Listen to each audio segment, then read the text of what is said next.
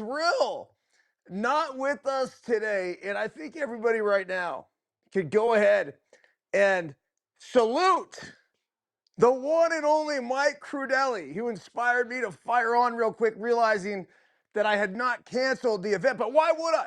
Because we have our title sponsor, Car Shield. And so we are right here in the midst of it. Now, Thrill is in San Jose with the team.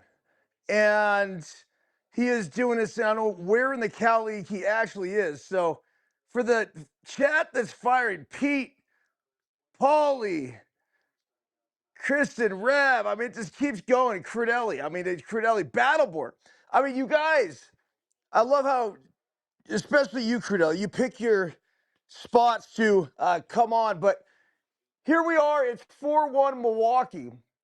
Top of the 8th inning. Luis Arraez just had a very nice at-bat in which he doubled. You got Willy Adames at the dish right now. And we got our guy Uribe on the mound. Now, everybody who pays attention to baseball at all remembers Uribe from a few nights ago giving the triple crotch celebration to the opposing team's dugout after a save. So runner on second, no outs. Foul ball right there. I just finished watching the St. Francis de La Salle baseball game.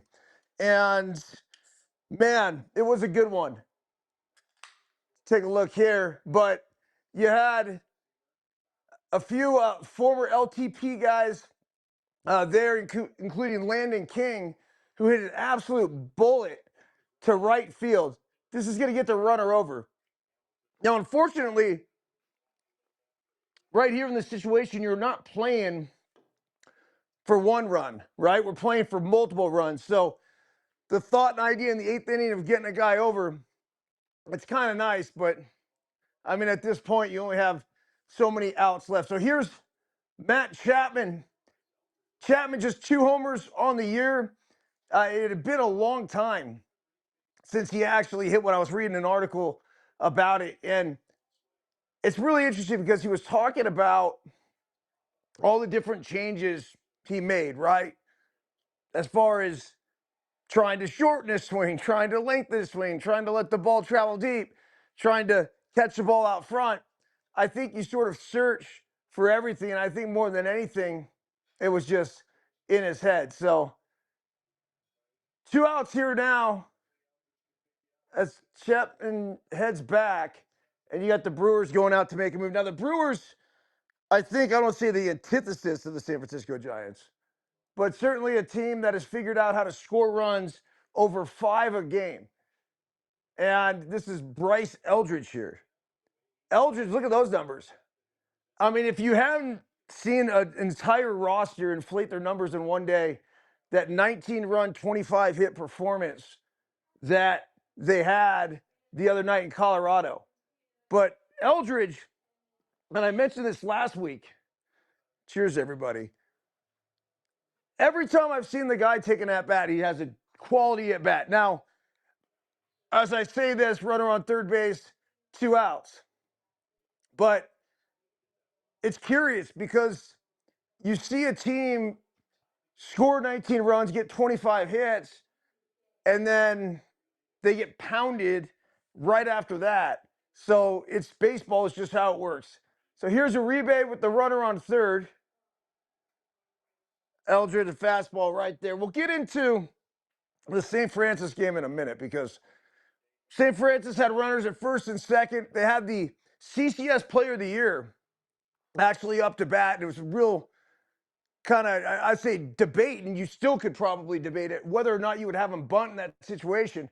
I don't know how much bunting St. Francis actually does, but the second baseman for De La Salle had just made an error, so put runners at first and second. They were chasing just one to tie, right, to keep the game going, and then 2 obviously would have given them the lead. So they elected not to bunt, flew out to center field, and then the next pitch, or maybe it was a couple pitches later, hard ground ball up the middle, looked like it was going to be a double play. The pitcher got it, actually. If he had not got it, it would have been a double play. And they end up not turning the double play, but then St. Francis made the last out, and then that was it. Bryce Eldridge once again. I must be this guy's good luck charm. Seriously. Look at him. With the number 4 on there, it is Lou Gehrig's day. Now, let's remember this, folks. Lou Gehrig, I just read this amazing article about how he ended up playing that entire, I think it was 1938 season. And he, down the stretch, dealing with ALS, deteriorating muscles, all of it, ended up having an unbelievable month that helped propel the Yankees. Here's Daniel Susac. Actually had an opportunity to hang with Susac's uncle the other day over at Jesuit High School in Sacramento, where I had an opportunity to take Biscuit out there and check out the facilities and everything. But yeah, really, really cool family. Just a baseball family through and through. Obviously, Andrew Susac played in the big leagues for the Giants. He now gives hitting lessons and catching lessons to a lot of the kids that I've coached before too. So that's kind of how the connection was. But we have a few LTP kids actually going to Jesuit. So it was just fun to check that place out. Seems like they do a really good job. It's a story program. And that's some serious freaking knuckle that he just threw. Holy shit, man. I mean, he must have hit that thing about an inch from his hands. Kyle Harrison shoved it up our ass tonight. Wait, look, Kyle Harrison, what do you think he's going to do? Right, the De La Salle kid. I mean, obviously not happy about getting traded last year to the Boston Red Sox. I think this is the future of the game. I think we're giving the Brewers a little bit of a taste of their own medicine. You had to rise, grind out the at-bat, right? Come up with a double. And then you have Bryce Eldridge, piece of ball, not trying to do too much. And then now you got Susac putting the ball in play. And let's see if Jung-Hoo Lee can capitalize. Yes, he does. Go. You got to go. You got to go. Yes, he does. There you go. 4-3. Now we're rolling, boys. Holy shit. I should have come on the broadcast earlier. What else we got going? Christian Will might be busy smashing his TV after watching the Giants. I don't know if we see more of this. This really is the success formula of the Brewers, is how they've been able to win baseball games. And now you got the Giants grinding away. That ballpark was always a trip to play in. There's something about it that was just different. I didn't hate it. Certainly didn't love it. Here's Drew Gilbert, 231, 274 on base percentage, 3 homers, 12 driven in. I mean, for a 4th outfielder, that's not terrible. Let's see if he can come up with a big knock here. Well, it tries to do too much, and he hits a can of shit to center field. So that'll be it for the Giants in the 8th. They have made it interesting, though. All right, so the regionals. First of all, actually, let's get into this Lou Gehrig's day for a minute, because this was pretty cool. Sarah Langs is a writer for MLB. And if you follow her at all, her stuff is fantastic. Now, she's been living with ALS since 2021. And so this was an article by Sonja Chin, basically talking about Sheehan's KALS glove. And she is the Dodgers pitcher's dedicated to Sarah Langs. So it says every time the Dodgers right-hander Emmett Sheehan takes the mound, he dons a glove embroidered with the message that serves as a reminder that some things in life are bigger than baseball, KALS. ALS has a connection to baseball through Hall of Famer, of course, Lou Gehrig, who became the namesake of the disease after it ended his life in 1941.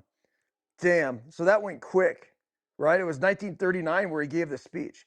MLB observes Lou Gehrig's day on June 2nd, the start of his then record 2,130 consecutive games played. But Saturday, May 2nd, is another notable anniversary. It marked 87 years since Gehrig voluntarily removed himself from the Yankees lineup in 1939 to end his career. Sarah Lang's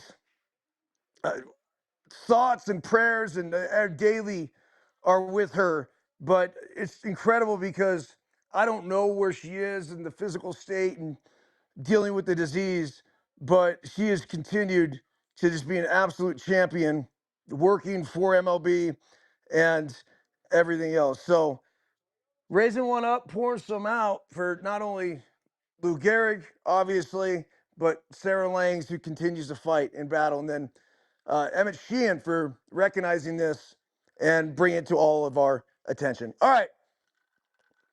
So the super regionals are set. I don't know how much you guys have been paying attention to college baseball, but never before in my life have I felt so connected to the college game. And I think it probably has to do with the fact that every game is on every channel. It's fucking incredible. And even though UCLA ended up going down to St. Mary's, not once, but twice.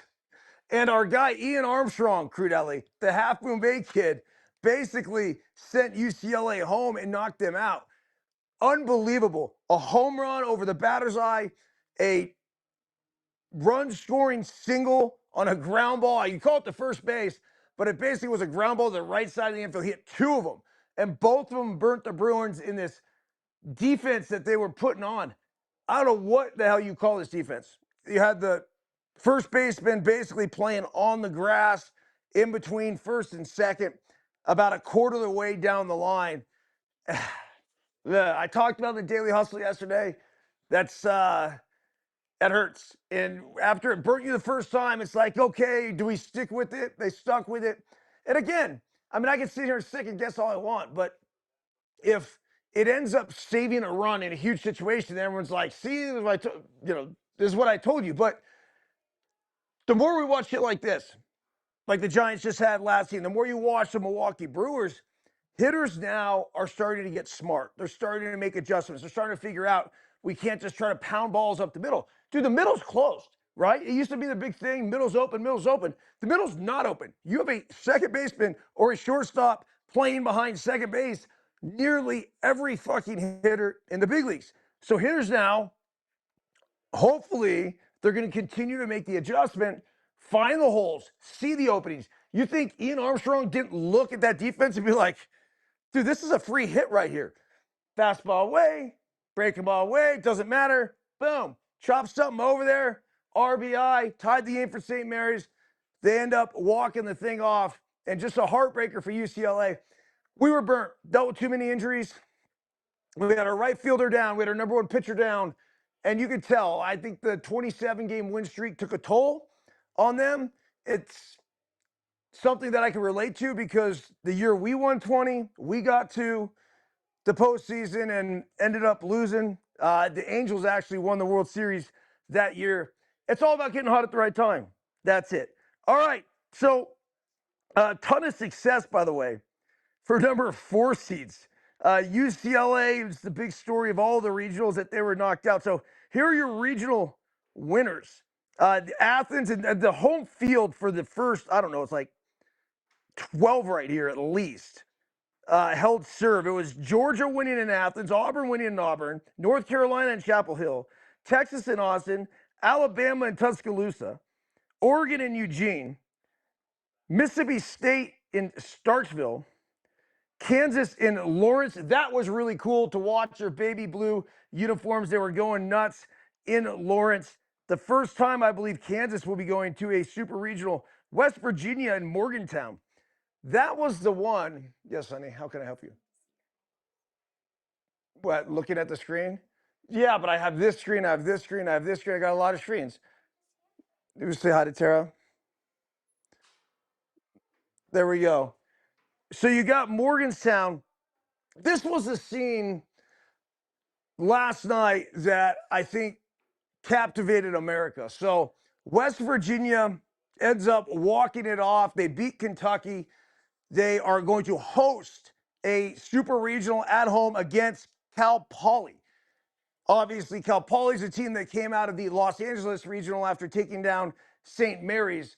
But the images and the sound of the entire stadium in Morgantown embracing, rocking back and forth, singing Country Roads was everything that college baseball is about. So fucking cool. It literally gave me the chills like this. The first, like, just, I'm watching this live. Going, like, wait, what? And they had the guy in the headset who's doing the post-game interview, and he just stops down. And they're going, and they're going, and they're going. And it just made me think about it a little bit, because we're in this weird day and age of NIL. We're in this weird day and age of transfer portals. You have a bunch of guys and girls that really don't have a whole lot of loyalty to their schools. Yet, you think about what college is about, and the reason why you go to college is for that fraternity, for that bond, for that connection. Not only are these guys that you go to battle with, but this is a community and a group that you actually end up becoming a connection for life afterwards. And that's what West Virginia showed me. That's what Morgantown put on full display last night. Hey, look, despite people coming in, coming out, whatever it is, we are West Virginia. And it's just, yeah. I don't know if you've ever been to West Virginia. Really, really cool state. I went through there, one of the most beautiful states I've ever seen. Very interesting state. I think there's a lot of, like, if you look at the actual, like, average income and all this other stuff, it's like no bueno.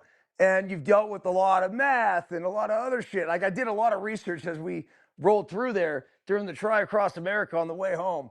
But it is certainly one of those states where I think the people who live there have a lot of pride, and they showed that perfectly the other night with the Country Roads. And still, that's thinking about it gives me the chills. All right. The Oklahoma Sooners, by the way, end up taking on the number 2 national seed, Georgia Tech. The Ramblin' Wreck from Georgia Tech go down. So it was Oklahoma coming out of that one. Oklahoma's got, what was it? You had Reggie Willits, who played in the big leagues. And then you had Eli Willits, who was the number 1 pick of the draft. And then the other Willits is the shortstop for Oklahoma. That team looked fucking big. It's funny because it's so much different than travel ball, right? When you play the Texas teams, you play the Oklahoma teams, they always have big old sluggers on there. Well, they look big, and Oklahoma's too much for Georgia Tech to handle in that small little ballpark. The ballpark's tiny. By the way, Brewers obviously perfectly executed a bunt playing Brewer baseball, trying to provide an insurance run after the Giants came back last inning. Let's take a look here. It's Hamilton 0 for 2. Beck on the mound, 19 pitches in. 1-2. Yeah, spoils a really good pitch. Good to see. I think it's Hunter Pence on the broadcast tonight. Hunter's well on his way to his senior pickleball career here in a few years when the big 5-0 comes his way, trying to get him ready. That's nasty, man. I mean, that, you see that was a breaking ball. It's like literally started over here and came all the way back. So huge strikeout for Beck and the Giants. How about the Troy team who comes out of the Gainesville regional? Florida goes down. The coach was on there and he was talking about the bond and the brotherhood of that team, which is pretty cool. And he basically was saying, like, look, a lot of people are talking shit. A lot of people are doing this. A lot of people are doing that. He's like, our guys just like to celebrate together. We like to celebrate our family. It's like, first, our blood family. He said, then you got this family. Christian Yelich. Chapman over. Oh, a little passive there. I don't know. That's a tough one because I know he went sliding. Watch this, though. You're going to be better off if you stay on your feet. So you stay on your feet. It's a catch here and a jump over into the stands would be my recommendation. 2 down, pitch to Yelich. Strike 2 does not challenge it. I don't know if they have challenges left or not. That was above the zone, though. All right, and then you got, let's see here. USC coming out of College Station. 96 up in the zone. Yeah, that was one where USC was in pole position. Then they got pounded by Texas A&M, and they had to come back for that last day in which USC took care of business. 1-2 pitch to Yelich, breaking ball down and in. Yeah, that shift didn't work, Rudelli. That's certainly, I don't even know if you call it a shift, though. Like, it doesn't make sense. That's basically saying, like, we don't think you're going to hit a ball to the right side of the field at all. We're referring to the Ian Armstrong. And how about the Half Moon Bay Cougars? They were playing in a NorCal Finals. What a big hit by Yelich. I mean, this is just the dagger. There you go. What a response. You had the Giants put the pressure on the Brewers. They make it 4-3. And then the Brewers get runners on first and second with no outs. Bunt them over. Runners to second and third. They get the big strikeout from Tristan Beck, but then you get the big knock from Christian Yelich. This is a baseball god smiling down upon the Milwaukee Brewers, and they're going to continue to reward that. Again, like I go back to that St. Francis game today, and I know it's not fair for me to say, hey, look, you know, who was hitting and everything else. And I know the dude that was hitting was like the guy, one of the main dudes for St. Francis. But I want all my guys at least to buy into that concept and mentality that if we need 1 or we need 2 runs, as Jackson Trio hits a nuke out to center. Oh, fuck. Drew Gilbert, you got to make the goddamn catch, man. Oh, it's terrible. Let's take another look at this thing. It's just not good. I mean, he was right there. Yeah, you can see how frustrated he is. That doesn't do anything, though, bro. Make the fucking play. You go back. So if you're the center fielder, right, here we go. I'm this way. I'm going back. I'm finding the wall. Ready? I'm going back. He opens up the right way. I'm finding the wall. It's just here. I mean, completely mistimed and misplayed. Look how big that glove is, by the way. Yeah, this is where you'll get a better look. So he hit the wall first. All right, this happened to me before. It's hard to catch the ball. When you go up and you hit the wall as another base hit, Bryce Terang up the middle, and they're just pouring it on. But when you go up and you hit this, boom, first, what does it do to the glove? It goes boom, and then it's jarred, and now you're out of sorts. That's why you always find the wall first. It's not just jump into wall, ball. It literally is back. We find the wall, and we can jump, and you have this hand here without jumping into the wall. Once you jump into the wall, I can't tell you how many times it happened where I'd go up like this, and it like literally grounds you. So anyway, Giants are toast. Absolutely cooked. Let's get to the regionals that we're going to be watching this weekend. We have the Battle of Superpowers in Athens. It'll be Georgia and Mississippi State going at it in Athens. So one of those teams will advance to the College World Series. In Chapel Hill, it's going to be North Carolina versus USC. This is going to be a good one. USC's fucking good. Really, really good. Getting hot at the right time. They were hot earlier in the year. They're hot late in the year. You then have the Austin, Texas regional, which will be a good one. It's going to be Texas and Oregon going at it. So obviously these teams with the home field advantage, probably favorites, I got to imagine. But I would not sleep on that Oregon Ducks team who looked really good this past weekend in Eugene. In Tuscaloosa, it's Alabama against St. John's. Look out for St. John's. These Cinderella teams at this point really don't give a shit as the nightmare inning continues for the Giants. How about in Lawrence, Kansas? This will be a good one. You have Kansas versus Oklahoma, but it's in Lawrence, right? I feel like Oklahoma or Kansas would be up against it had they had to travel to Oklahoma. But this is Oklahoma playing their best baseball of the season going into Kansas. That should be fun. And then we got Troy hosting the Super Regionals, Troy versus Little Rock. I don't remember either of these teams ever going to the College World Series. I might be wrong, but one of the two of them will be the final 8 teams going to Omaha this season. In Morgantown, you're going to have West Virginia versus Cal Poly. I say don't sleep on Cal Poly, but they had the easiest road. They had to beat St. Mary's and Virginia Tech, and that was it. They went 3-0, and I don't know, they beat teams that they should beat, and then they're there, and they never had to face UCLA. So look out for West Virginia because they're on one right now in that John Denver song and Country Roads. Ugh. That's going to be a tough place to play. In Auburn, it will be Auburn versus Ole Miss. So that's a good SEC battle. And then that'll round out the Super Regionals. All right. Paulie from Oz. What's up, dude? Yeah, let's go Troy. Might as well root for Troy. I don't know, Troy, Little Rock. I like Troy's coach. Tara did send me the whole thing about Troy's coach and celebrating. And, I had this big thing on the Daily Hustle that I posted this morning and basically just talking about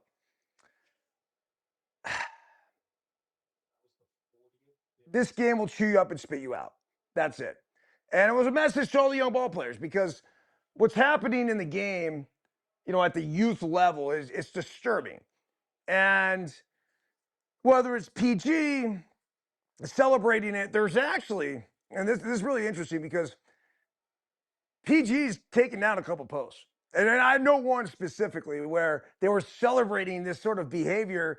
And then it's like, yeah, is this really what we want to be promoting? So understand this.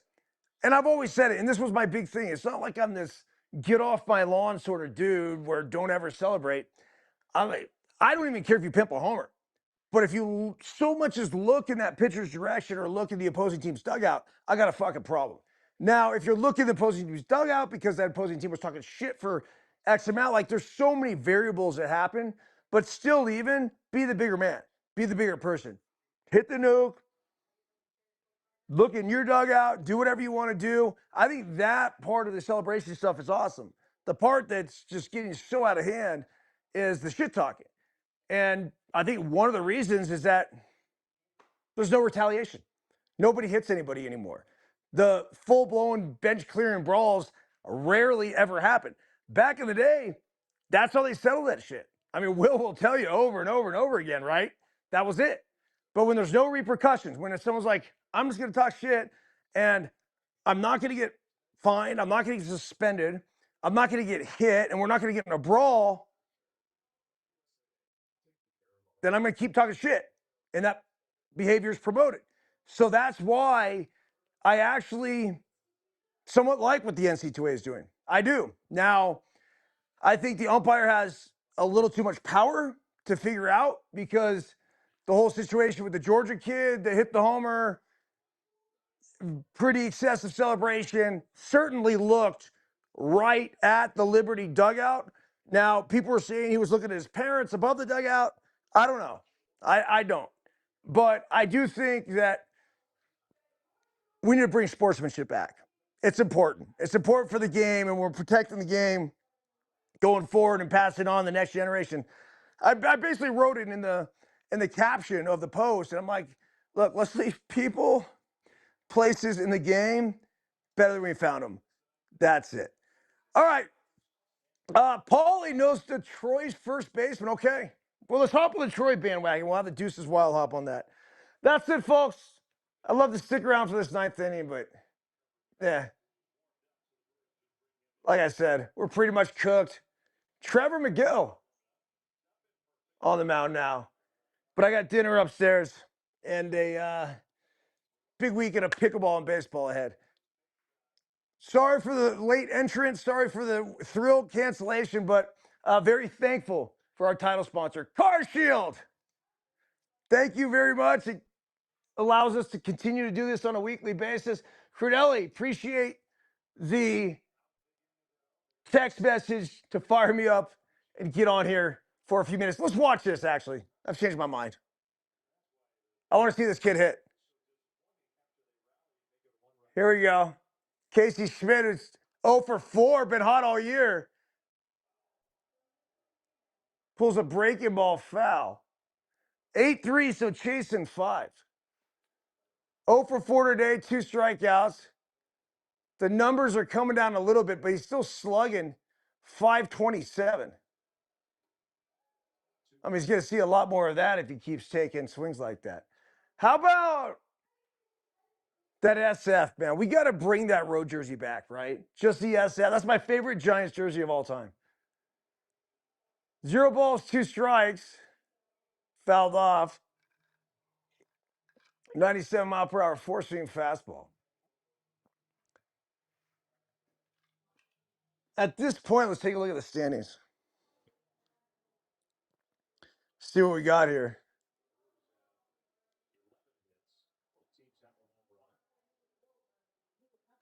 Fastball popped up, 97. So the Brewers currently have a 5.5 game lead in the NL Central. St. Louis is in second place. Pittsburgh in third. The Cubs, I mean, they fell fast, huh? 32 and 29. They're 6 games back. And then Cincinnati. Every team in the NL Central is still above 500. As far as the Giants are concerned, they're 15 back. My goodness. 23 and 37. So here's Devers. He actually had a decent at bat after falling behind 0-2. His last at bat. Battled back and ended up piecing a ball right to the second baseman with runners at second and third. And he's heated up. You knew it was going to happen. It was kind of just a matter of time. 0-2, though, again, in the hole. 246, 716 OPS on the year. The 0-2 pitch. Say it. Ugly. What are they going to do with them? I mean, we're talking, what, 300 million? 300 million. Going forward. All right, here's Luis Ariz. We know we can appreciate this at bat right here. 324 on the year, 367 on base percentage, 436 slug. Couple homers. Fastball down the middle. Fouled off. Is it just me? Or do you appreciate Luis Ariz more than ever? I mean, that's really it. He's the ability to put the barrel of the bat on the baseball. Now, when you watch all these different teams in the big leagues, the strikeout rate, by the way, is kind of leveled off the past couple of years, but we still need to figure out a way to put the ball in play more. That was the issue even now with the automated strike zone with all these walks. It's a rise, little foul ball, and that's it. Giants suck. All right, we'll be back on with Thrill next week. Everyone have a fantastic, say, weekend where it's Tuesday. Good trade value for who? For Devers? Hell no. And Luis Ariz, I don't want to trade him at all. I really don't. He's just like he's a staple that I want all of my hitters to get a little bit more Luis Ariz in him. As far as Devers is concerned, dude, this is dead money at this point. Now, if he gets hot, really hot, which is what you're hoping for, all right, let's send him off if that's possible, if someone's willing to take on any of that contract.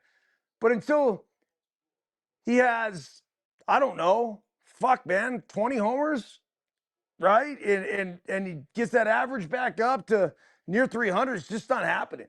Nobody wants that. It's baggage at this point. So, all right, that's it. One last thing for each and every one of you. See ya.